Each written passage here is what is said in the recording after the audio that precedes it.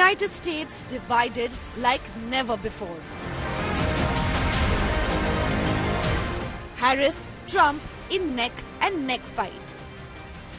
In Springfield, they're eating the dogs, the people that came in. They're eating the cats. They're eating the pets of the people that live there.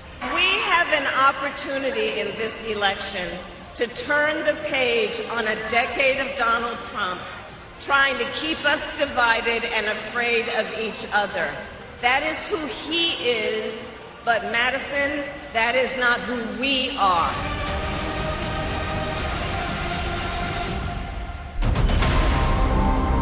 Immigration, race, gender, key factors. So when India, which is a very big abuser, he happens to be coming to meet me next week, and Modi, he's fantastic.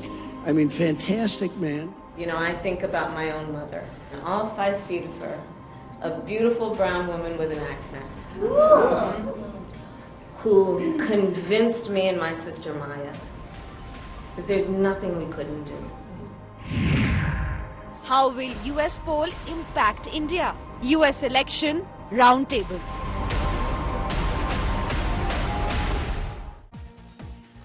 Hello and welcome, namaskar, to this Diwali weekend roundtable special. 2024 has been a year of big elections around the world. In the next few days, we'll see one of the most globally significant elections of 2024. America, the United States of America, votes next week in a presidential election that has arguably been the most polarized that country has ever seen. Can Republican candidate Donald Trump stage a famous comeback 4 years after he was ousted rather unceremoniously and left the White House in controversial circumstances? Or will Kamala Harris, the Democratic nominee and vice president, become the first woman president of the United States? Whoever wins, America and the world could see tectonic change in an increasingly turbulent world. What does this election then mean for India and the world? That's going to be our roundtable special, where we are joined by special guests. Jayan Krishna is Senior Fellow, Center for Strategic and International Studies in Washington. Irfan Nuruddin is Professor Indian Politics at Georgetown University School of Foreign Service. Kanwal Sibal is former Foreign Secretary of the country, and Promit Pal Chaudhary is Head of India Practice at the Eurasia Group. I appreciate all of you joining me here on the show today. Let me put up big questions and we'll go to them one by one. And I want to start by the first big question. Why does this US election matter so much to India and the world? Why is this such a significant election this time? Irfan Nuruddin there in Georgetown, tell us, why is this election being seen as such a landmark one? You know, all elections have consequences, and in this case you have two very different viewpoints, not just about domestic politics, but about America's place in the world. Donald Trump, we've seen the record already, right? He was president, after all, for 4 years, from 2016 to 2020, and showed an inclination, really, in his rhetoric to put America first. But what that translated into was maybe a disregard for America's traditional commitments to its alliances, a willingness to sort of upend the playbook in terms of global governance by embracing tariffs. For instance, criticizing the World Trade Organization. Under his leadership, America withdrew its support for the World Health Organization at a terrible time, given that we were in a global pandemic. You have Trump's very vocal sort of advocacy for Russian positions, maybe, particularly in the context of, of the Ukraine war. So you just have somebody who's really takes a very different position about what America stands for in the world. Mm-hmm. And in Kamala Harris, you have a much more of a conventional center-left politician. At the end of the day, as you mentioned, she is vice president, so the Biden-Harris administration will, if she wins, turn into the Harris-Walz administration, but we would expect a lot of continuity over there, in particular doubling down on American support for NATO and for Europe, continued pressure on Russia as a significant strategic opponent, and maybe much more continuity, but with some room for maybe negotiation with China. Mm-hmm. Trump is just a wild card. And so when it comes to India, I think India arguably is in a favorable position for both candidates in that India is seen as a bedrock of American foreign policy in Asia. But with Harris, we could imagine what the contours of that look like. With Trump, it's a wild card. We don't know whether that means Trump says India has to be our main partner in opposing China, or whether Trump decides that his anti-trade, anti-immigration rhetoric puts India in the crosshairs, and suddenly he decides that Indians are stealing American jobs and levels a lot of tariffs. So I think it really is the polarizing nature of these two foreign policy positions, and in particular the wild card nature of Trump that makes this election so significant for foreign policy and for India. Irfan Nuruddin, you've used the word wild card 4 times already. Let me take that word to you, Jayant Krishna, also in Washington. Trump a wild card versus Harris, who may represent continuity, many believe. But there are those observers who believe Trump's unpredictability is also his strength. He could perhaps break deadlocks which seem at the moment intractable, whether it's Russia, Ukraine, whether it's the war in the Middle East. How should India and the world look at a potential Trump presidency? Yeah, so Rajdeep, first of all, US still thinks that they are some kind of a beacon to the world, and many in the world also believe that's the case. But if you look at over the years, their power to influence, the decisions of nations and also resolve conflicts has been reducing quite a lot. It has become rather limited now. But the fact is, given their economic clout and their, their military power, they are still a very, very, perhaps the most consequential actor in the global, arena. So I think if you look at, there's a huge contrast between the two candidates. If you look at Trump, he's all for Americanism, and somehow with the low regard for globalism. That's very, very clear. As the world should behave more multilaterally, I think Trump has been, America first has been his policy, and more of a unilateral thing that he does all the time. So I think this election is also very interesting because it's happening at a time when the regional powers are going their own way, and they don't really listen to any major power. UN has become weak, and the fact is the US remains the largest funder for the UN to the tune of about, if I'm not mistaken, $20 billion per annum. Russia-Ukraine war, we all know which way it is going. Middle East crisis is very well known. China thinks that they're second to none, and they'll do everything to eclipse US. So would a Trump presidency change all that? That's what's been happening in the last few years, as opposed to a Harris presidency. Is it a battle between continuity and change? So I think if you compare and contrast the two candidates, one thing is very clear, that Trump is a bit unpredictable. Some of his policies could even be divisive vis-a-vis Kamala Harris, whose leadership would be more humanitarian, more, I would say, a more responsible and very, very principled kind of leadership, one can expect from Kamala Harris. There'll be huge amount of policy continuity vis-a-vis, from the Joe Biden era onwards, If you look at few of the critical issues in the world, let's talk about, Ukraine. I think Kamala Harris, if she comes to power, her decisions would be and actions would be more pro-Ukraine. If you look at Trump, he has said that his admiration for Putin is known very well. He says that he's a strong leader, and that is what he is. He admires. Mm-hmm. As far as China is concerned, I would think that Trump would be more decisive in terms of curbs on China. They've already said that almost 60% of import duty they would levy on goods coming from China. So I think on predictability, right. I would believe Kamala Harris would be quite predictable vis-a-vis Trump. That's very, very clear, Rajdeep. Okay, so it's predictable, more than continuity versus change. Let's call it predictability versus unpredictability. That perhaps is why, in a way, this election is so fascinating for one, because Trump is, as was just described, a bit of an outsider. Pramit Pal Chaudhary, you're with us. How do you see it, therefore? Why does this US election matter so much to India and the world? How would the world order change depending on who wins? Will anything change at all? Well, there will definitely be some changes, but I will stress continuity here. I would argue that the first Trump administration, the Biden administration, had remarkable strands of continuity. The U.S. position on China, in many ways, I would give Trump credit for calling out China in a manner that previous administrations had been unwilling to do. Biden maintained exactly the same posture. If you talk to the Chinese, they said, we cannot tell the difference between the two regimes, the same tariffs, the same position on Taiwan. And in many ways, I would, and the same argument that China, in effect, is the major disruptor and major threat to the United States. And it's one of the reasons that India remains, and the Indian system actually gives credit to Trump and his first team, that they were able to come out and say that, look, China has to be called out among a lot of what it does. Mm-hmm.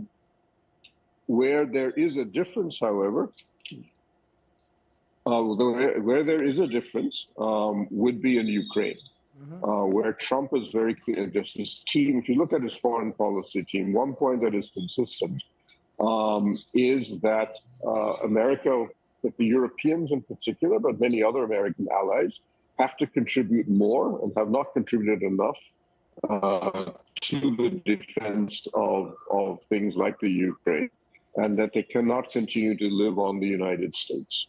Biden has also said that to some degree, but he's much more of an old World War II, Cold War person, that America's allies must be supported nonetheless. So that is going to be a shift, and that's one of the reasons Ukraine is probably the country most nervous about the return of a Trump. What is interesting, though, what everybody has mentioned correctly, is on trade. But Trump talks a lot more negatively about trade than he actually does.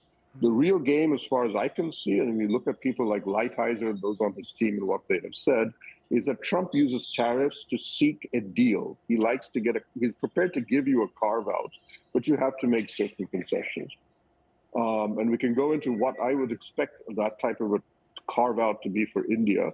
The problem is that for China, it is not clear at all that they can actually strike such a deal with Trump because their, should we say, crimes against the international trading system are far too egregious. Okay, interesting the way you're putting it. Kamal Sibal, your take on that first big question. Why does this election matter so much to India and the world? What, according to you, is going to be the main distinction between a Trump and a Harris presidency? I think all that has been said by the various panelists is relevant in this regard. It's clear that Trump and Kamala Harris are two very different candidates with very different agendas.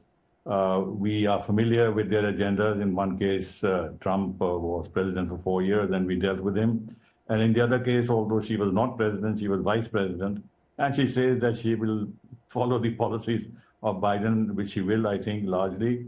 So we are familiar with that agenda, too. So there are positives and negatives on both sides, in the sense that Trump has been supportive of India. He has good personal chemistry with Modi. He's been, of course, talking a bit loosely about how he admires Modi. And at the same time, he says that, he's a tough guy and he threatens to impose tariffs on India because he thinks that we are worse than even China with regard to tariffs, something like that. So we should be prepared for some unpleasant surprises when it comes to the economic side.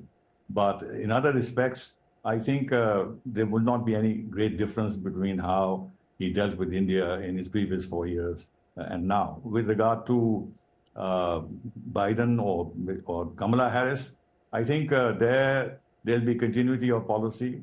There were some very, very important decisions taken with regard to on the technology side, on the defense side, and on various areas which are very important for India's growth story. So that will continue. On the other hand, in terms of issues of democracy and human rights and minorities and all that, we may actually find that there might be more pressure on us. And therefore, it will be a kind of a situation where we draw closer to the United States, but it will also be, we will be also more distrustful of certain aspects of democratic policy towards India or Kamala Harris policy towards India. On the whole, let me say like this, that, the election is important for the simple reason that the United States is the most powerful country in the world. So whatever this president does or or the decisions they take have an impact on the rest of the world inevitably. And the rest of the world has not been able to cushion itself from the policies of the United States, both positive and negative. And therefore, we'll have to wait and see how it pans out. With regard to Ukraine, yes, Trump says that he'll be able to solve the problem in a few minutes. I think he's being rather casual about the whole thing. And Medvedev, the former president of Russia, the prime minister, also has said very clearly, what if we don't agree with what he says? Then at the same time, he says that he'll threaten Russia. So let's see what happens on that front. It's not going to be as easy as he thinks. Europe is terribly, terribly worried.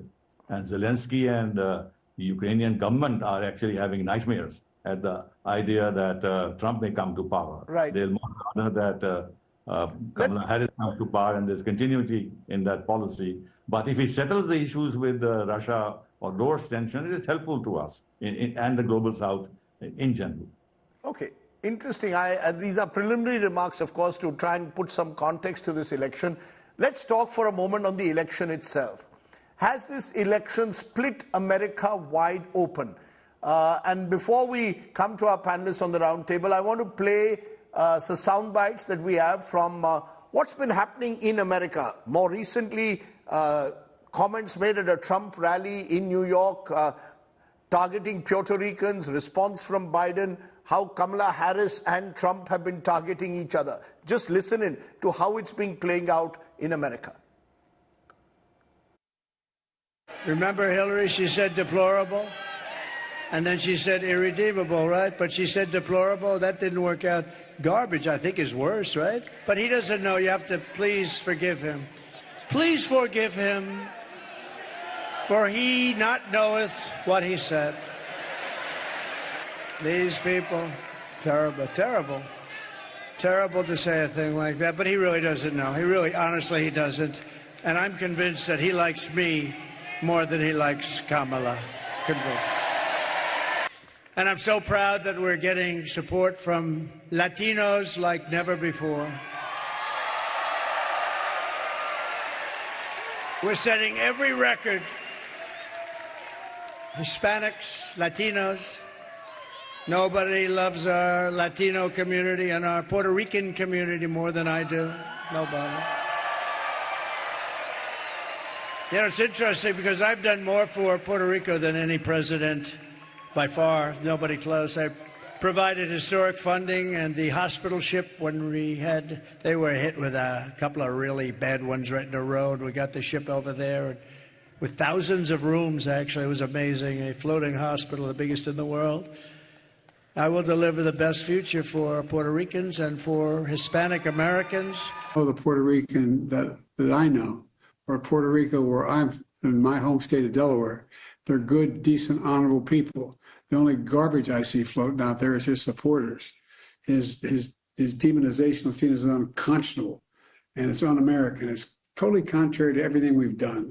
We have to stop pointing fingers and start locking arms. It is time to turn the page on the drama and the conflict, the fear and division. It is time for a new generation of leadership in America.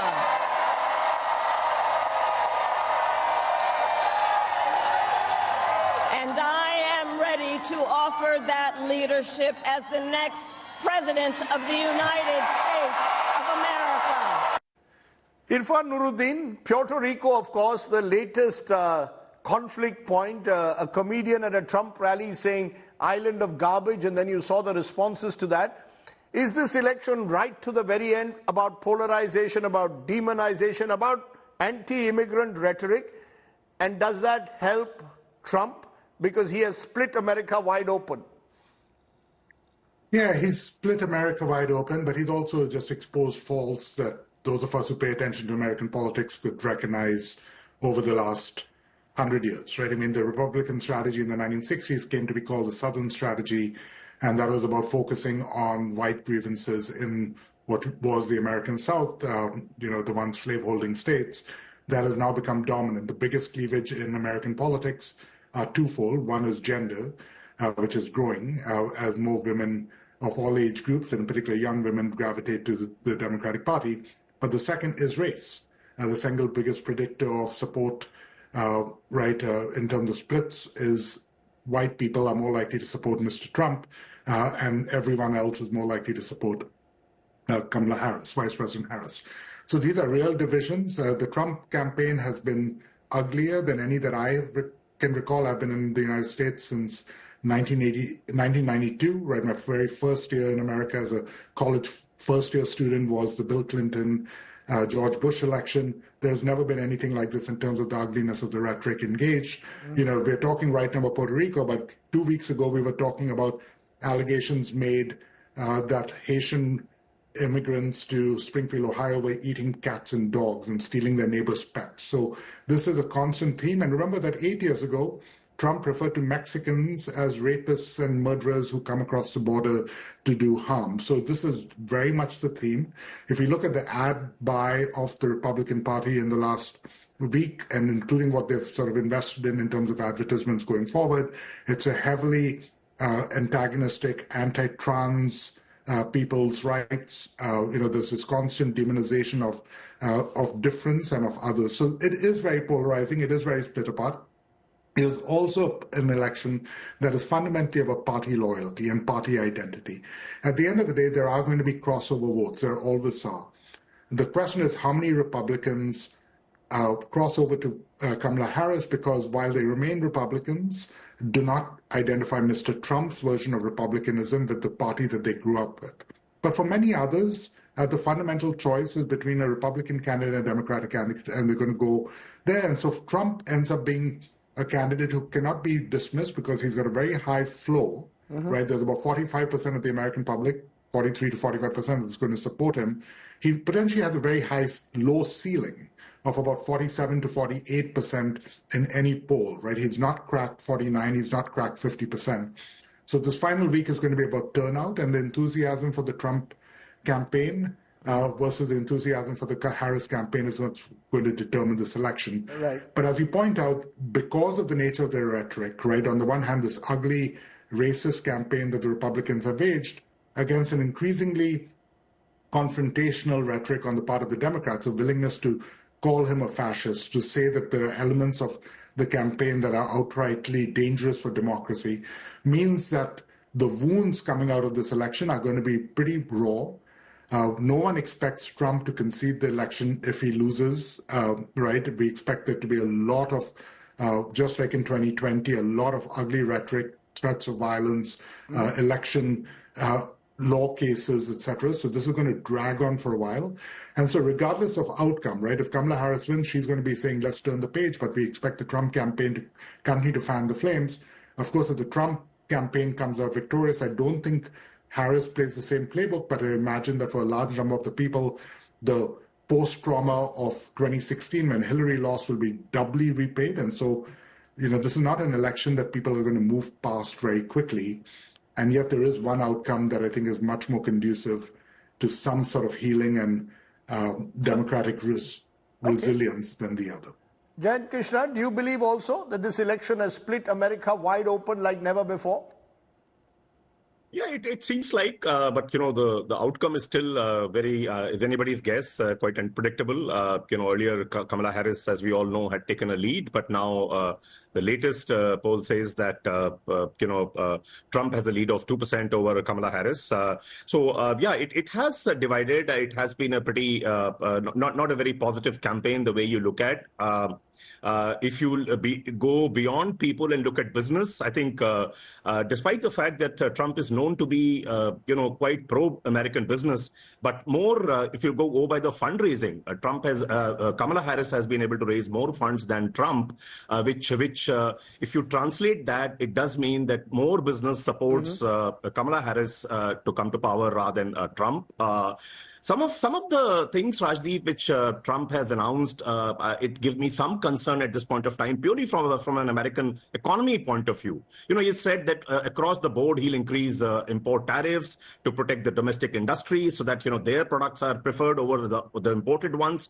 But if you look at while it may help the domestic industry to a limited extent, not to an extent he has talked about in his campaign, the fact is higher import duty would lead to higher prices. It would lead to my worry is the inflation, which has been controlled somewhat in the last couple of years, and Fed has a target for 2%, the inflation target for 2%. My worry is how would it, how inflation would definitely go up if these import duty proposals of Trump see the light of the day, and if he comes to power. Okay. Now there is one more worry on the economy front. If you compare and contrast the economic proposals of Trump and Harris, Trump proposals are likely to lead to a higher government borrowing. And in government borrowings, typically, we have seen all over the world what happens if the volume goes up, scale goes up, it becomes riskier to invest in government securities. Then the rate of interest on government security goes up, which is, I'm told, around 4.25% at this point of time. So higher rate of interest for government securities would mean that government would have to spend more to service those debts. So I think these are the kind of questions that I have, and generally American business also is looking at about the Fed Reserve, that what their next move would be, and whether they will maintain the high rate of rates for longer than it is expected. So I think these are some of the issues more on the business side and less on the people side in the US between the two leaders. Let's come back though to the people side, because at the moment that people side is what will probably decide how who America chooses. And I want to come therefore to the third question, which is linked to the second. What will be the key factors that will decide the US elections? Promit Pal Chaudhary, you track US elections carefully. The swing states, as they are called, the 6 or 7, whichever way you want to look at them, the states that will decide this American election. Many believe it's about voter turnout. Who is able to get their base vote in particular out, and in states like Michigan and Pennsylvania it could go down literally to the wire. Your sense, is it a gender gap between Harris and Trump, white American males versus women, suburbia versus the cities, rural versus urban? What is it according to you that will decide this election? You're on mute. It's a good question, and it's difficult to tell for one reason being that American polling now is as bad as Indian polling. In the last 2 elections, we have seen the polls in America consistently underestimate Donald Trump's support. In the first election, that made sense. Pollsters claimed, however, they made adjustments. And in the next election, though Biden won, he won by half the percentage points that he was expected to. And this polling is particularly bad in the swing states. There's no clear reason why this continues to be the case, but it means that we don't have a full sense of which candidate will necessarily win in the swing states. And even if the polls are right, if you look at the margins of error, most of the leads, either by Harris or Trump, are essentially within the margin of error in all of them. So. And as I think as others have mentioned, already most voters have already made up their mind. They don't actually care what the candidates are saying. They are going to vote red or blue simply because that's what they believe in, and the narrative is now deeply fixed. Even the number of independent voters is reasonably small, and there is a bit of a battle for that. You can see Harris trying to move to the center, talking about her fact that she has guns in her house and is prepared to use them. Trump trying to compensate, if you wish, for some of the more extreme statements that come out of some of his rallies. You saw that on Puerto Ricans, though to some degree it's a waste of time because Puerto Ricans are the most democratically leaning Hispanic group in the country. So yes, it comes down, I think, increasingly, which is one of the reasons I would argue that the language is getting more and more polarizing as you get down to the last few votes is how many people can you get out? Can you mobilize your base? Right. And can you get them out? Because that turnout is now going to be the decisive factor, especially in states where the lead, I mean, Pennsylvania and Michigan and Wisconsin are effectively tied. They're 50-50. Leads are as little as 0.5% in a lot of these states. And so you need to get it. You need to mobilize your vote, and you need to mobilize the extreme elements of your support base. Is really where you're going to now be turning to. It's not the independent voters, many of whom may never bother to show up, I suspect. Kamal Sibal, I'll come to you in a moment, but just to persist with our American guest for a moment, Irfan Nuruddin, a quick answer to this. What is the key factor, according to you, that will decide what happens on the 5th, 6th of November? There are two. One is sort of how the early vote goes. I mean, America has changed its voting patterns quite dramatically over the last couple of elections as more people have embraced early voting. Even as of the airing of this show, the estimates will be that something on the order of 40 to 45% of all registered voters have already cast their vote, right? I mean, so Elon Musk on Twitter seems to suggest that the early voting suggests a Trump landslide. Is he bluffing? Yeah, I wouldn't believe anything Elon Musk has to say on pretty much anything at this point. Unfortunately, the credibility is gone. The patterns that Musk and Trump supporters are leaning on is that at least some of the early voting suggests that Republicans have really heavily shifted to early voting compared to election day voting, which was the case in 2020. On the other hand, high-quality surveys of early voters suggest that Kamala Harris leads among the early voters. So one interpretation is that there is a much higher level of vote switching among Republican registered voters towards Harris than was estimated. The other, of course, is that all of this is not particularly accurate and we're reading tea leaves when we should just wait for the results. But so you asked me what are the determinants. One is sort of how does that early voting break, right? If in fact, as in previous elections, Democrats do have an edge going into election day, that means that bodes well for them. On the other hand, if the early voting has really broken for Trump for some reason, that changes the interpretation possibly. Right. The second is that last minute get out the vote operation. And there, most analysts suggest that Harris has a much more elaborate GOTV, get out the vote operation, as one of your guests mentioned, has raised a lot more money that may now be invested in sort of a very manual, labor-intensive, go knock on doors, make a lot of phone calls in a way that the Trump campaign is less well equipped to do in many things. So we'd expect that Trump will be using largely rhetoric to try and mobilize these voters. And for Harris, it'll be really the old-fashioned get-out-the-vote kind of operation that they've invested in quite significantly. The Trump campaign relies pretty heavily on low information, irregular voters to turn out. I mean, so young men in particular, where Trump has a pretty significant advantage, are not your most consistent voters, right? I mean, just to indulge in broad generalizations, older women, especially older suburban women, which are now heavily pro-Harris, are really regular voters. They vote in every election, no matter what. And so this is where that get-out-the-vote operation in the last few days, this last week of the election, are going to be quite critical. Is a Trump presidency better for India than a Harris one? Kamal Sibal, you mentioned earlier that you believe there will not be significant changes. But as we saw, there was a certain chemistry that Prime Minister Modi seemed to have built with with Trump during his presidency, which was perhaps not quite the same during the Biden presidency. And we don't know how the Harris-Modi equation will run.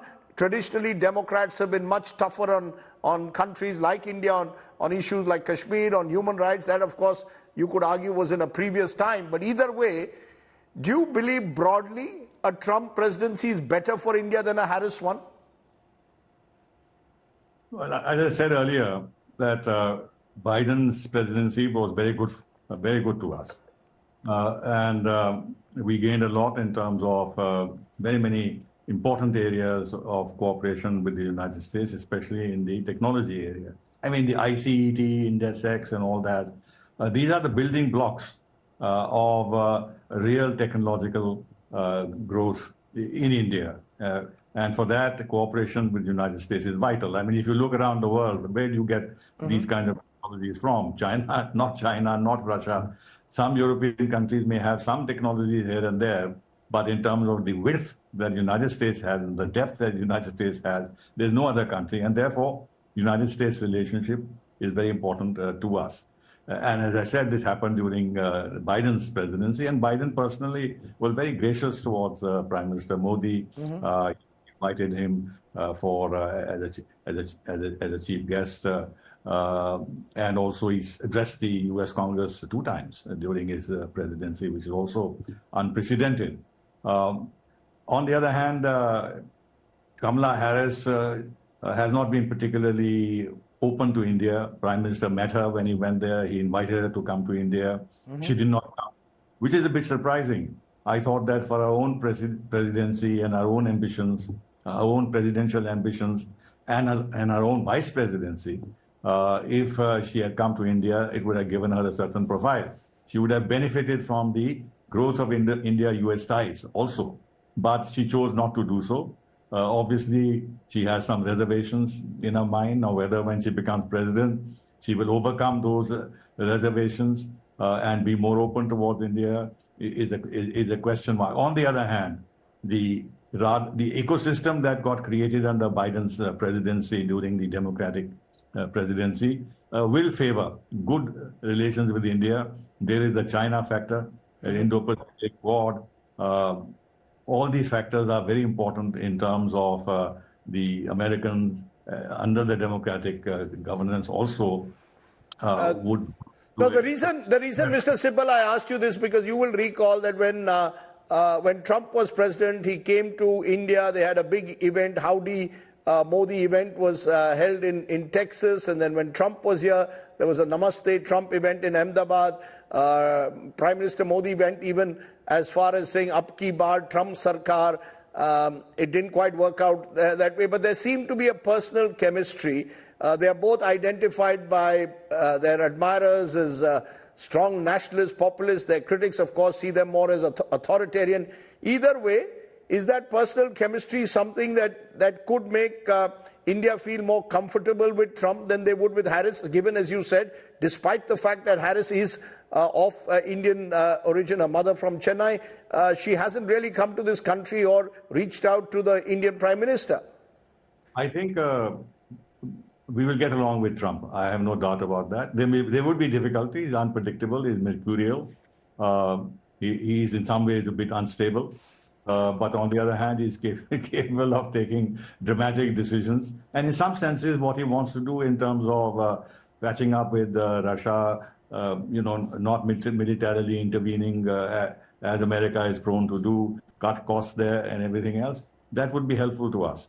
But in some other areas, in America, make America great again and all that, that can pose some problems. So let's look at that a bit. You've got Jayant Krishna in someone in Trump who has seemingly a decent relationship with Prime Minister Modi, but you've also got in Trump someone who on tariffs and the economy could very well be America first, could perhaps therefore get into the kind of trade wars that India doesn't want to get in with the US. On balance, is Harris for India a safer choice, given that she marks continuity from the Biden administration? See, Rajdeep, I would like to believe so. Kamala Harris, although she's not known to have said much, on US's friendship, American friendship with India in the past. On the contrary, she has made some observations on human rights issues in India and so on and so forth. But I believe she will be a better bet for India. While the chemistry between Trump and Prime Minister Modi is good, but I don't know whether it's just verbosity, just how is it only a surface friendship, or is it deep enough, and what does it bring on the table for India? I think that's very, very important. If you look at one issue which is very, very important, the IT and ITS industry in India, which accounts for almost 8 to 9% of our GDP.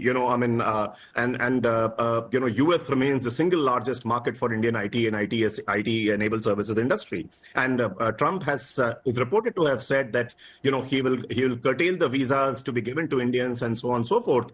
So I think this While I know it is more of a posturing, American industry would not let him do that, or he may tweak the visa rules a bit here or there, or quotas a bit here or there. But you can't, because the fact is, America as a country should never lose sight of the fact that they're not doing any favor to Indians by giving, visas to Indians. The fact is, so many IT and ITS Indians going to US, it makes their industry very competitive because of reasons of cost arbitrage, because of reasons of productivity, because of the reasons of skills, and we meet to a large extent there's America's skill deficit, I think. So I think my personal belief is Kamala Harris would be a better bet for India for a variety of reasons, and more than anything else, being very predictable and at the end of the day, I think, the fact that her mother is from India and her Indian origin,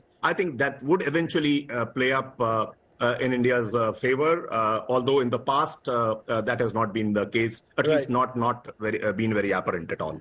Promit, what's your view? The fact that her mother is from Chennai or was born in Chennai, does that, when she was made vice president, there were lots of these profiles of Kamala Harris stressing on her Indian connection. It's not quite worked out that way.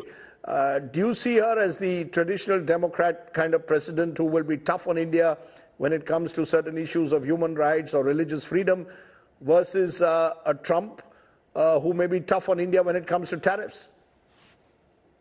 Yeah, I mean, look, I don't think it's the fact that she's of Indian ethnic origin or half Indian ethnic origin makes any difference.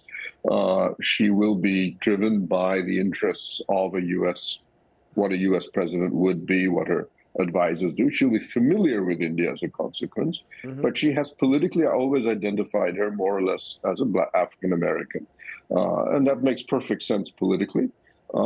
So I don't think that is as big a deal as people make it out. In many ways, it may actually make it more difficult for her to be overly conciliatory to India. But she is from the progressive side of the Democratic Party. Look at when she ran for the presidency, when she served as a senator, when she ran as a Democratic candidate in the primaries, she positioned herself very much on the left of that party. And she was extremely critical of Modi. She was critical of India's decision to abrogate Article 370, said America should be prepared to intervene in Kashmir. So now these are partly rhetorical, partly because she wasn't really, in my view, a serious candidate in the end. And obviously, since she became vice president and since she's become a genuine presidential candidate, we're not hearing that stuff. But her overall view, I think, and her demeanor has been that Modi is a right-wing person, and I don't really like him that much. But keep this in mind: while Democratic presidents rhetorically give India a bit of a hard time on democratic backsliding, there is another element of Modi's foreign policy which is very important to him, which is climate, and there it is he cannot work with the Republicans. When the Trump administration came to power the first time, all of the G2G efforts on climate, which Modi takes very seriously, he sees that as a genuine existential problem for India, had to be abandoned. He tried very hard to figure out ways to work around that. He did work around, for example, with Bolsonaro, another climate denialist, but he was unable to do so with Trump.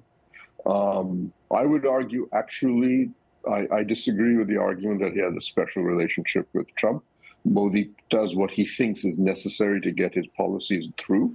I would argue, in fact, he thinks Biden was a much, much better person, easier person to work with. And I would argue that, unlike in the case of Trump, Biden genuinely admired, from what I've heard him tell at his age, admired Modi. He saw this as a man with a remarkable vision. And told somebody I know, this is the smartest leader in Asia that I've ever met. So no, Biden is good. Harris, I don't think will be a major issue. She's coming in with very little executive experience. She will depend on a foreign policy team that will be almost half Biden. Our foreign minister has already met Philip Gordon, the man likely to be our national security advisor, and has basically come out and said, I don't see any real discontinuity here as far as our strategic interests are concerned. So I expect definitely for the first year and a half of a Harris presidency or administration to be very much Biden light. I don't think it'll be very different at all. After that, we may see her assert herself a bit, but I don't see any major issues there. So Tariffs are a problem. Let's come to the very end of the show. We've just got about 4 or 5 minutes and ask the final question on our roundtable. And I'm going to put you, Irfan, on the spot because you're there in Washington where it's going to all happen next week. Who is more likely to win and why? We asked this question earlier about the X factors that will decide this US election. But put yourself on the line, given the numbers that are coming out, some saying dead heat, some giving a slight edge to Trump in the polls. And remember, Trump's been underestimated both in 2016 and 2020. Is Trump, as the bookies are suggesting now, the favorite to become the next president? I don't believe so. To my own analysis of the survey data and of the early data, and happy to, well, I'd be very sad to be wrong, but I'd be willing to admit that I was wrong, is that Kamala Harris wins and potentially wins quite comfortably. I suspect that the blue wall, as it's called, of Michigan, Wisconsin, and Pennsylvania all swing to her. And remember, with those three, it doesn't matter what happens in any of the other places, she wins. I think she's very competitive in North Carolina, and it's quite possible, depending on how turnout in the Atlanta suburbs goes, that Georgia is once again in play, but very, very close. But you're saying Pennsylvania, you're making a big call. You're suggesting Pennsylvania, which could be the key to who becomes the next president, could go with Kamala Harris. I think it's quite likely that Pennsylvania goes with Kamala Harris. And while it is true that in 2016 and 2020, the polls underestimated support for Mr. Trump, in 2022, when the polls were predicting a red wave, right in the midterm elections, with a lot of Trump sort of endorsed candidates that did not materialize, suggesting possibly that the polls have overcorrected in many ways over here. As in India and as in any modern polling operation, the devil's in the details. These are not pure random samples. There's a lot of art, there's a lot of weight supplied, etc. So one does want to be pretty careful, especially among these swing states. But if I were a betting person, my money would be comfortably on Kamala Harris at this moment. So your money's on Kamala Harris. Jayant Krishna, very quickly, who's your money on, if you're a betting man? So Rajdeep, I wouldn't like to hazard a guess. It could go any way. Two things would decide, to my mind. One is the turnout, and other is which way eventually the women in the U.S. vote. I have a feeling that they will tilt a little more towards Kamala Harris as the elections get closer.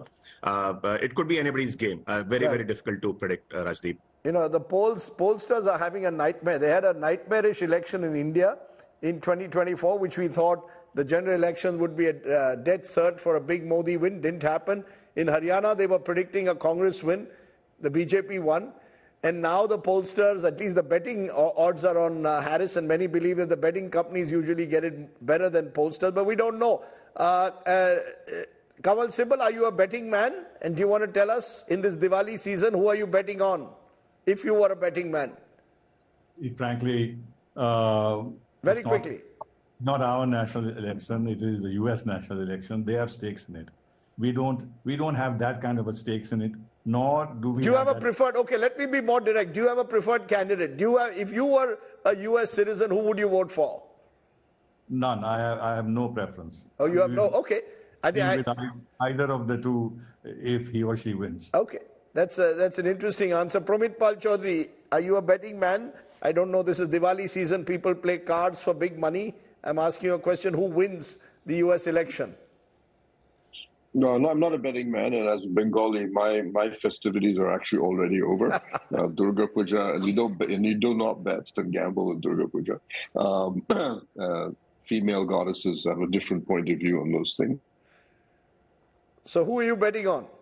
And I have not had a chance, as I've had previous elections, to be on the ground in the United States.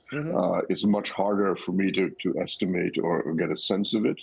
I would actually give it a slight edge to Trump, but I'm looking at something like 51-49. I think it's really close. And I'm not so certain about Pennsylvania. But again, I'm sitting very far away. Right. So it's really hard to say.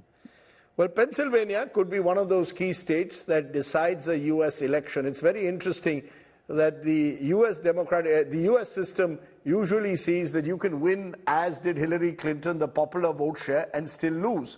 And that's because the U.S. presidential system, the swing states, and we've mentioned some of them, do matter. In Pennsylvania, perhaps this time more than any other. But that is part of the excitement, that you've got an election which at least some pollsters at the moment, perhaps playing safe, are suggesting a dead heat. And as our panel today on the roundtable has suggested, whoever comes to America simply because where the United States still lies in the world order, it will make a difference. And we do live in turbulent times, whether it's in the Middle East, whether it's in Europe, and whether it is in parts of Asia as well. So to all our panelists, thank you very much for joining us. I hope you have a restful Diwali weekend. And we'll wait and see who bursts the crackers in the White House come this November 6th. That's the day that we will know who has won the battle for the United States, the battle for the White House. That was a special roundtable. Thanks for watching. Bye for now. Jai Hind, Shubh Ratri. Have a good Diwali.